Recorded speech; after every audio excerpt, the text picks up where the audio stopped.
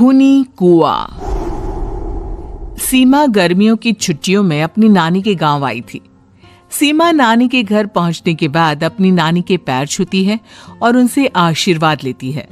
तभी उसकी नानी उससे कहती है, इतनी बड़ी हो गई मेरी सीमा, चल जल्दी से हाथ मुंह धो ले, मैं तेरे लिए खाना लगा देती हूँ।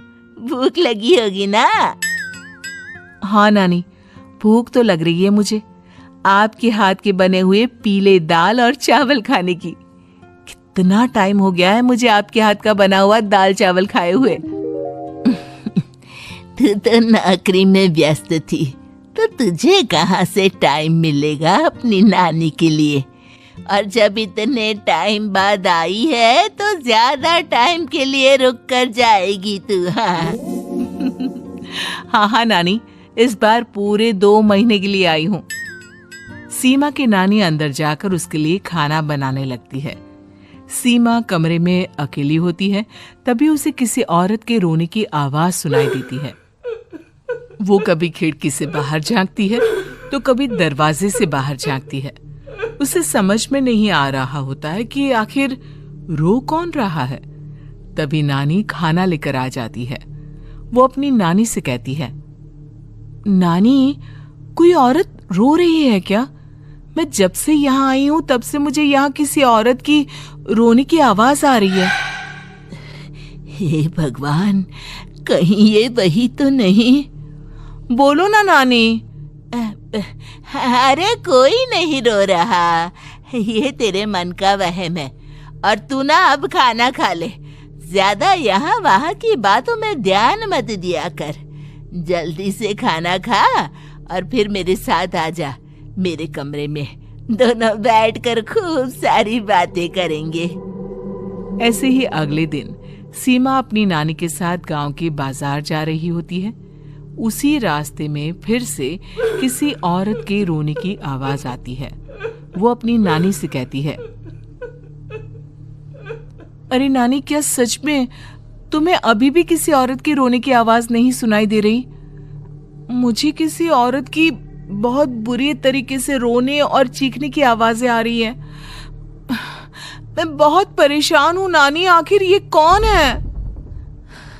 मुझे लगता है कि सीमा को शहर भेज देना चाहिए, यहाँ रहना उसके लिए ठीक नहीं। नानी बोलो ना, आप चुप क्यों हो जाती हो?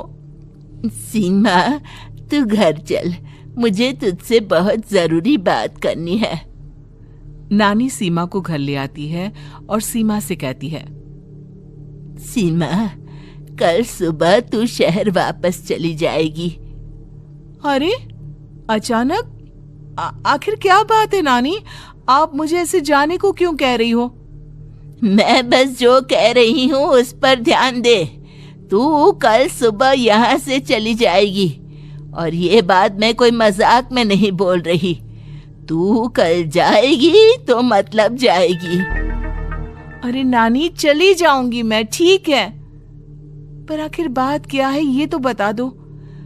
मम्मी से कोई बात हुई है या फिर मुझसे कोई गलती हुई है जो तुम मुझे अचानक से जाने के लिए बोल रही हो? देख सीमा, रात बहुत हो चुकी है और मुझे इस बारे में कोई बात नहीं करनी। चल, अब चल के मेरे साथ सो जा। सुबह की बस पकड़कर तुझे शहर भी तो जाना है। सीमा को अपनी नानी का ऐसा व्यवहार देखकर बहुत ही अजीब लगता है। उसे कुछ समझ में नहीं आ रहा होता है कि आखिर उसकी नानी उसे अचानक से गांव छोड़कर जाने के लिए क्यों कह रही है। ये सारी बातें सोचते सोचते सीमा की आंख लग जाती है और वो अपनी नानी के साथ सो जाती है। ऐसी ही आधी रात को सीमा को फिर से किसी औरत की रोने की आवाज सुनाई देती है। वो उस औरत की आवाज सुनकर बार बार करवटें बदल रही होती है और तभी उसे सपने में भी एक अजीब सी औरत की परछाई दिखाई देती है जो इतना चीख चीख कर रो रही होती है कि सीमा डरकर उठ जाती है। वो पूरे पसीने पसीने हो रही होती है। वो अपने आसपास देखती है तो घर में बिल्कुल शांति का माहौल होता है। सीमा घबरा जाती है। वो अपनी नानी को जगाने की कोशिश करती है, मगर उसकी नानी नहीं जगती। सीमा को फिर से उस औरत की रोने की आवाज सुनाई देती है। आखिरकार सीमा अपने आप को रोक नहीं पाती और वो घर का दरवाजा खोलकर बाहर निकलती है। आखिर ये माजरा क्या है? आज तो मैं पता करके रहूंगी।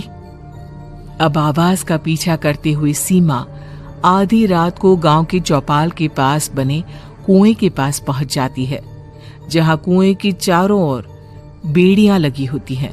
उन बेड़ियों में लगे हुए ताले के साथ एक लाल रंग का कपड़ा और माता रानी का कलावा बंधा होता है। उस कुएं में से सीमा को किसी के रोने की आवाज आती है। सीमा परेशान हो जाती है। इस कुएं में कौन है? कौन है यहाँ? सुनो, कौन है? कौन रो रहा है? वो चिल्ला चिल्ला कर पूछती है और साथ ही लोगों को जगाने की कोशिश करती है, मगर किसी को भी उसकी आवाज सुनाई नहीं देती। अब सीमा खुद उस कुएं के पास की बेड़ियों और तालों को खोलने की कोशिश करती है और किसी तरह कुछ देर की मशक्कत के बाद सीमा उसको खोल भी देती है। और जैसे ही वो कुआं खोलकर उसके अंदर झांकती है, सीमा उस कुएं में गिर जाती है। इतने में उसकी नानी की नींद भी खुल जाती है और सीमा को पास ना देखकर नानी परेशान हो जाती है। नानी घबराकर पूरे घर में उसे ढूंढने की कोशिश करती है, जिसके बाद उसकी नानी और सभी लोग उस खूनी कुएं के पास जाते हैं और सीमा की नानी कुएं के पास खड़ी होती है। सभी गांव वालों और सीमा की नानी को सीमा के चिल्लाने की आवाज आती है, बचाओ, कोई मुझे बचाओ। मेरी बच्ची, हम आ गए, हम तुझे बचा लेंगे। नानी, मुझे यहाँ बहुत डर लग रहा है। यहाँ इंसान की कटी हुई मुंडिया, हाथ, पैर और कंकाल है और खून भी है। नानी, मुझे डर लग रहा है। आप सब मेरी मदद कीजिए, नहीं तो ये खूनी कुआं मेरी बच्ची को भी खा जाएगा। अरे मुझे तो ये समझ में नहीं आ रहा कि आखिर इस खूनी कुएं को खोला किसने। सालों पहले इसको इतनी मुश्किलों के बाद तांत्रिक बाबा ने बंद किया था। अरे पूरा गांव खूनी कुएं के बारे में अच्छे से जानता है, तो कोई भी जानबूझकर तो ऐसा करेगा नहीं। मतलब किसी ने अनजाने में इसे खोल दिया है भैया।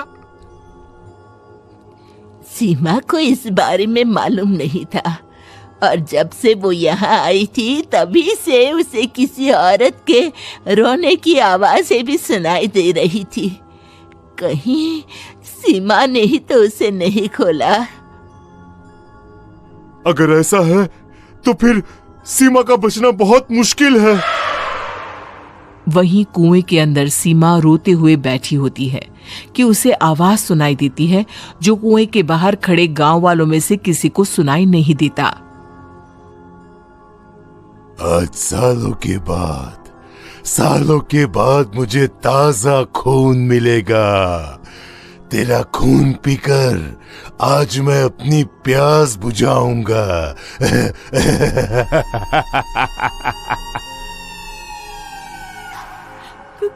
कौन है? कौन है? मत मारो प्लीज, मुझे जाने दो प्लीज। मैंने किसी का क्या बिगाड़ा है?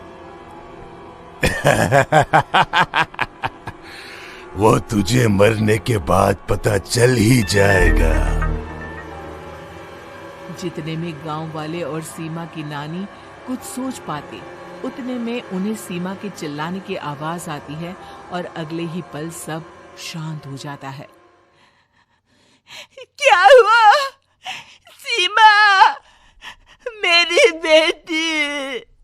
माफ करना बहन, लेकिन अब सीमा वापस नहीं आएगी।